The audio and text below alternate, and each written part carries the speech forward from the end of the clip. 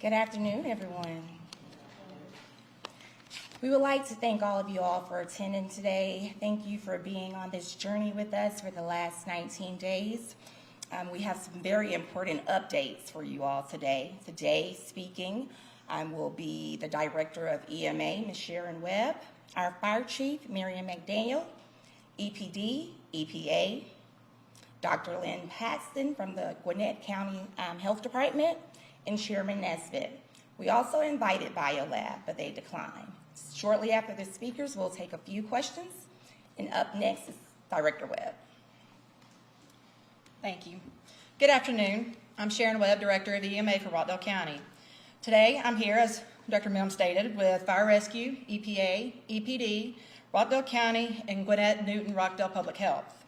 Today is day 19 of the incident that occurred September 29th at BioLab, located at 1603 Old Covington Highway.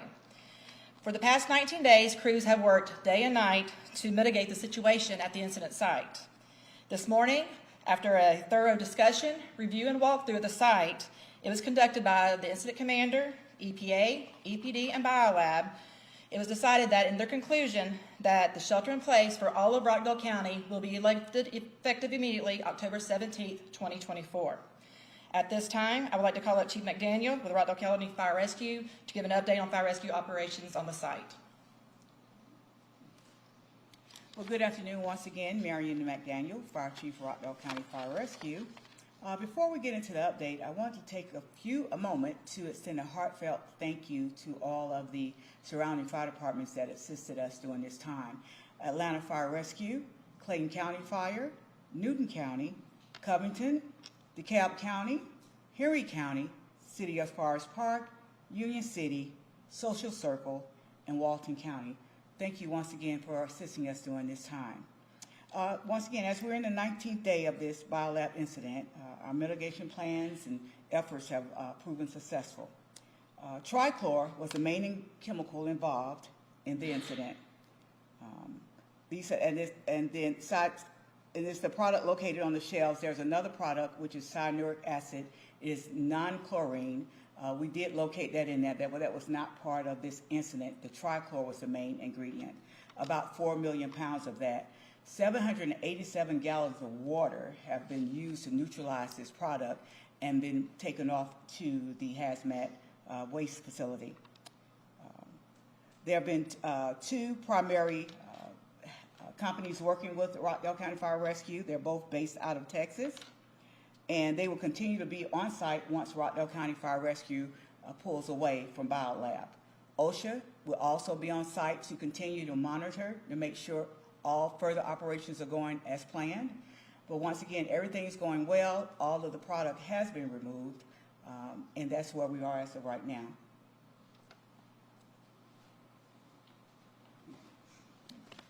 Good afternoon. My name is Alex Conti. I'm with Georgia EPD. So Unified Command is preparing and planning for an operational shift or transition from response actions to remediation actions. So these operations or these actions include ongoing, and they provide for continuity with ongoing site and community air monitoring, surface water monitoring, debris and waste management, and soil remediation. Each one of those actions or activities has its own separate plan. Those plans are currently under review and development to ensure compliance with state and federal regulations. And that's all I have at this time.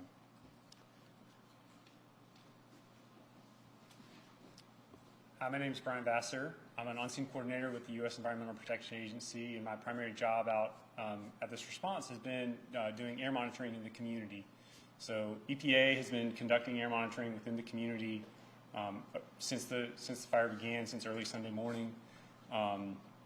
As operations have started to control the source and reduce the source that's giving off the chlorine, we've seen the plume reduce. That's been visible, and it's also been detected by our instrumentation that people have seen throughout the community. It's been a joint effort doing community monitoring with two different companies from BioLab as well as EPA personnel. You've probably seen people out driving around collecting air monitoring. You've probably noticed, if you live further out, that as the plume is reduced, we've moved more of our community efforts, our community air monitoring efforts in. Over the past 72 hours, we have not really had much of a visible plume, if any, and we've not had any exceedances of any of the action levels that were previously established with Rockdale County and with Public Health to protect the citizens. And so that was what Unified Command based their decision off of today, was that all the community air monitoring was pointing that the shelter in place could be lifted. So that's all I have for now.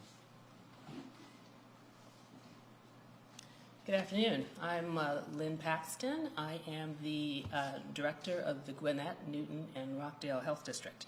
And Gwinnett, Newton, Rockdale has been working with the local authorities since the very beginning of this incident. And we currently receive many inquiries about the health effects and what to do. And so I want to just remind people that to remember that the effects of an exposure to any hazardous substance depend on what the dose was, the duration and method of exposure, and of course any personal factors to that person, such as underlying illness. As we've just heard from EPA, in the past 72 hours we've had no exceedances that have reached that level, which is wonderful. Most exposures in this incident resulted in only minor symptoms. However, for people who do have symptoms, generally after an acute exposure to chlorine-type gases such as this, any deficits in pulmonary function generally return to baseline within about 1 to 2 weeks. However, people with underlying illnesses such as COPD, asthma, should always consult with their medical provider. So Public Health is working with the Poison Center, with local providers, and with hospitals to gather data. However, data collection is ongoing and it's not yet complete. And I have to remind people, we are at the beginning of cold and flu season. So, therefore, where you always get an increase in respiratory symptoms. So I'm just saying that it was going to take careful epidemiologic analysis to give a picture of effects due to exposures from this incident. So don't expect them today, but we are certainly working on that. So our advice really hasn't changed. For people who have any symptoms that they think might be related to this, they should contact their provider. If they have severe symptoms, such as chest pain or problems breathing, they should seek emergency care. And they can always call the Poison Control Center, which has set up a special hotline for this, and the number for that is 404-856-6252. Thank you.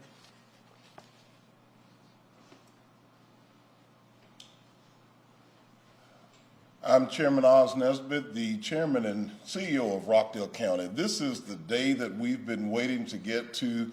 This is day 19, and we're at a point where I've been standing by for a call from our fire chief to give me the green light that all is clear, and we're ready to put Rockdale back to business. And when I say back to business, allowing our school system to come back into session, our local businesses to open back up. This has been a major impact on economic development.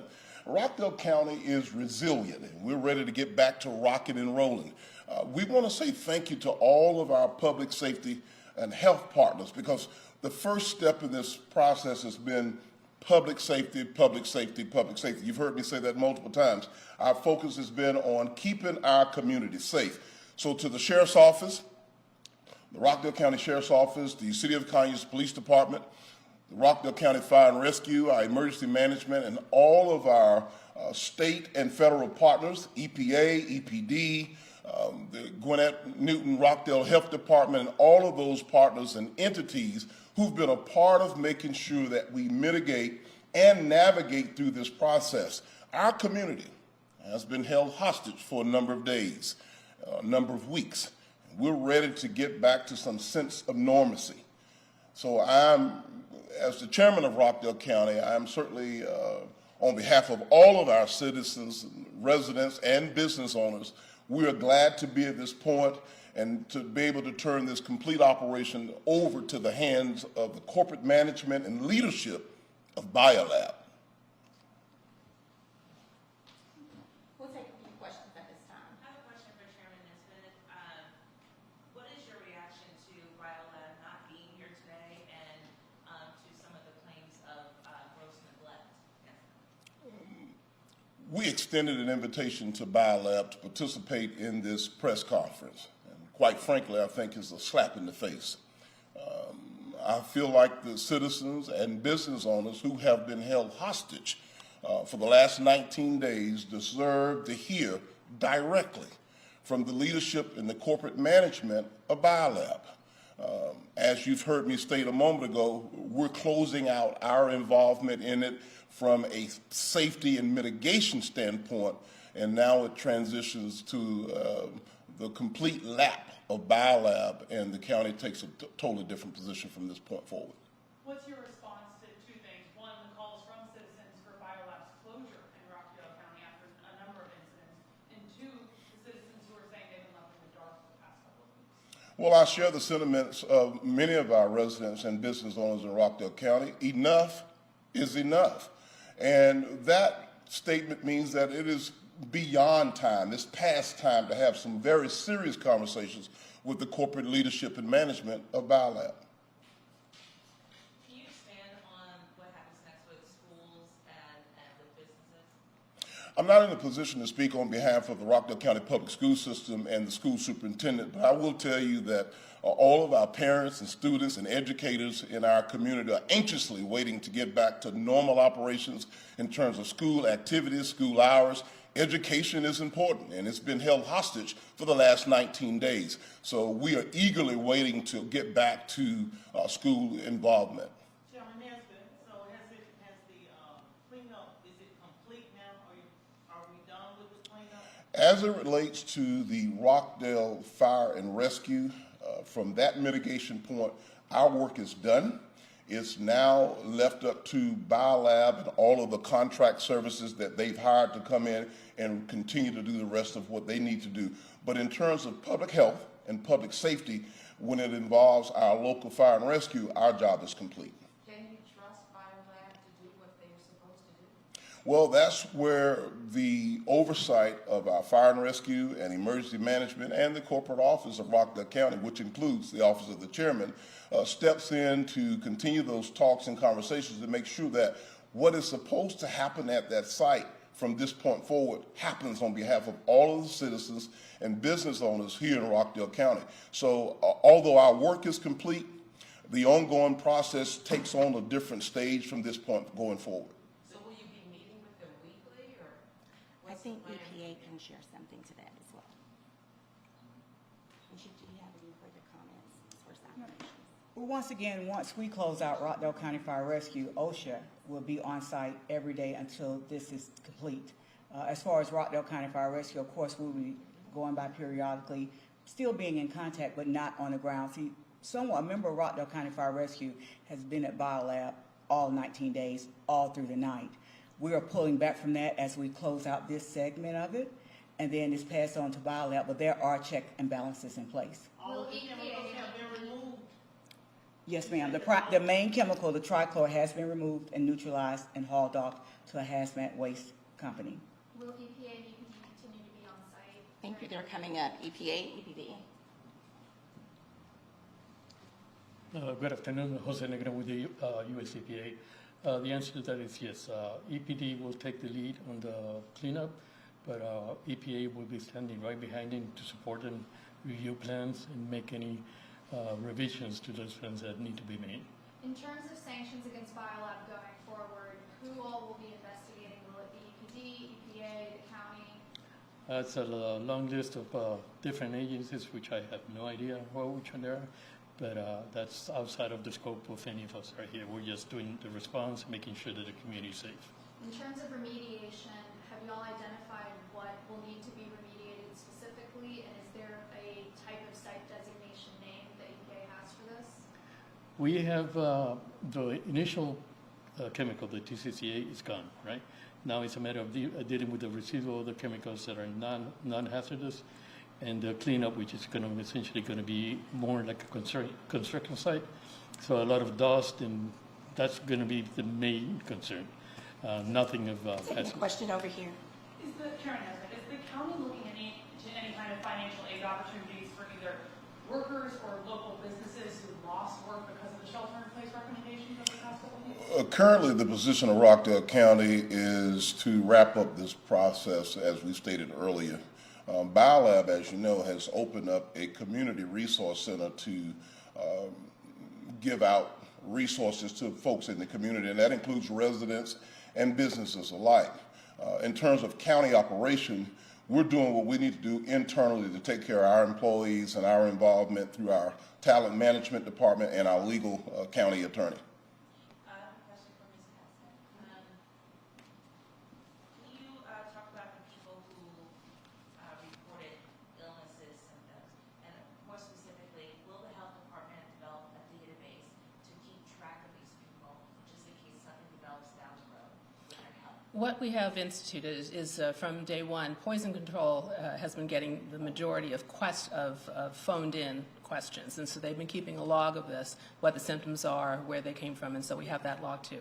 The Department of Public Health has also set up a surveillance system in which they're gathering information from the hospitals that have emergency departments and all that, and also from local providers so that they can report directly into the system.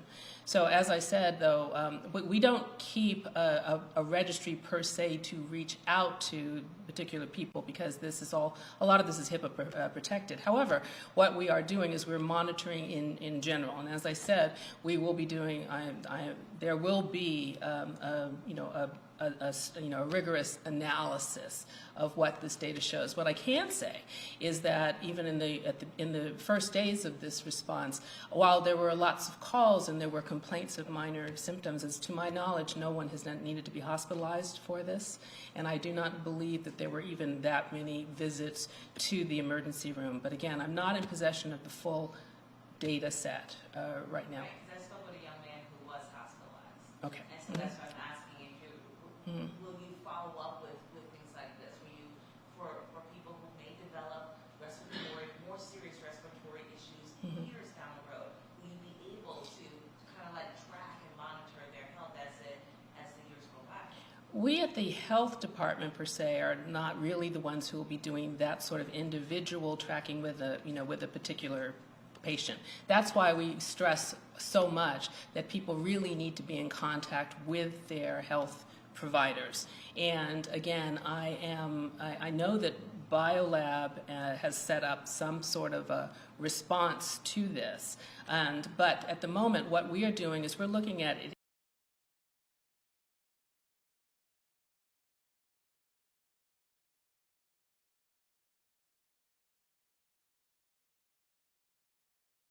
of the county, and so we'll be in a better position to make a comment about that in general, but we do not track individuals to keep a long-term look at them, but we encourage them to be working with their doctors, with their healthcare providers. Which agency would handle sanctions and fines against BioLab? Who would handle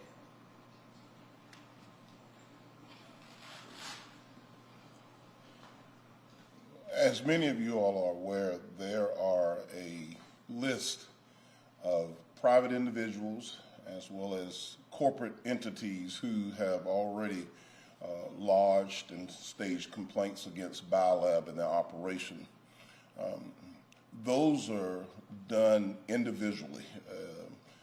Anyone lodging a complaint or filing any type of legal litigation, that will be that individual's personal responsibility, or the company or the legal firm, should I say, that may be representing a business or an individual. So the county is not keeping a log of that information at all.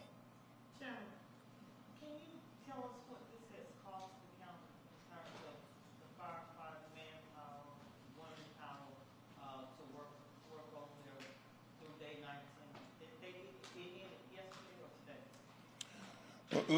Let me just go ahead and answer your question. I can't put a dollar amount on it at this point. We're still in the process of quantifying what that number is. I tell you, it has certainly created a burden and a stress on the operations of Rockdale County. You do recall that we had to shut down our county operations. We've had a number of fire and rescue individuals on site, as you heard the fire chief mention a moment ago, constantly 24 hours a day around the clock. In addition, there's been a cost to businesses having to shut down. Schools have been closed. So many people have been impacted by this, and we're not at a point in terms of what it has cost Rockdale County. We have not tallied up that number as of yet. We're working on that, but we've not summarized that number as of this point. Last question. So this has happened over and over again until we got until this point. And there are multiple agencies that oversee, operations like this, including agencies that are here today. How did we get to this point? Why wasn't it stopped before now? I can't speak to the past. What I can tell you where we are in the current stage, this administration is very serious. We've heard from multiple of our citizens and business owners, and you've heard me say a little while ago, enough is enough. BioLab has held this community hostage for the last 19 days.